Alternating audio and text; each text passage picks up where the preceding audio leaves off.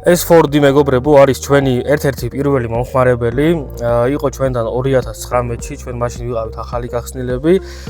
შევცვალეთ კოლოფის სრული კომპლექტი, ანუ შევცვალეთ პლიტა, ვილკები და ვიჟიმნოი, დავაყენეთ ახალი ორიგინალი. ჩვენთან რო იყო მოსული, ქონდა დიდი გარბენი, საკმაოდ 500,000 ქონდა დაახლოებით. მაგის მერე გავიდა უკვე 7 წელი, ანუ 7 წელიწადში კოლოფი არ გაუკეთებია მომხმარებელს, ჩვენი კოლოფი დადის და ეხლა ისევ დაემართა კოლოფის პრობლემა აქ ისევ. შეხედეთ რამდენია გარბენი.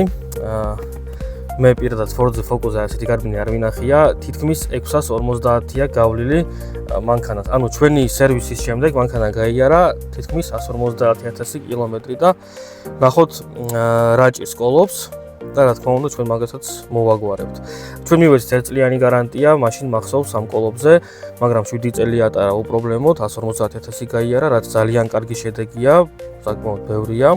ასე რომ თუ თქვენ ფიქრობთ რომ Ford Focus-ი არის ფუჭებადი მანქანა და მაგისი კოლოფი არ ვარგა, ეგრე არ არის, უბრალოდ კოლოფს უნდა გაუკეთოთ სრული სერვისი და უნდა გაუკეთოთ ეგ თავის დროზე და გატარებს საკმაოდ დიდ ხანს. ეხლა შევამოწმოთ რა პრობლემას ამოაგებს, შეხედეთ როგორი სუფთა მანქანა, ანუ არც ერთი პრობლემა არ აქვს, არც ძრავში, არც სხვა ბლოკებში.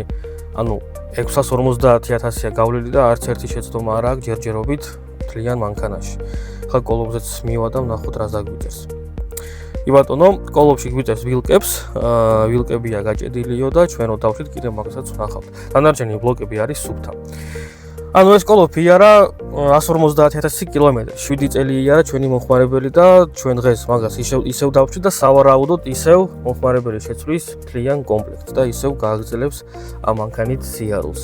ასე რომ Ford-ი არის საკმაოდ გამძლე მანქანა, საკმაოდ კარგი მანქანა თავის ფასში და თუ თქვენ გეუბნებიან რომ არ იყიდო და ცუდი მანქანა, არ იფიქროთ ესე, უბრალოდ მაგას ჭირდება სწორი მოვლა და სწორი სერვისი.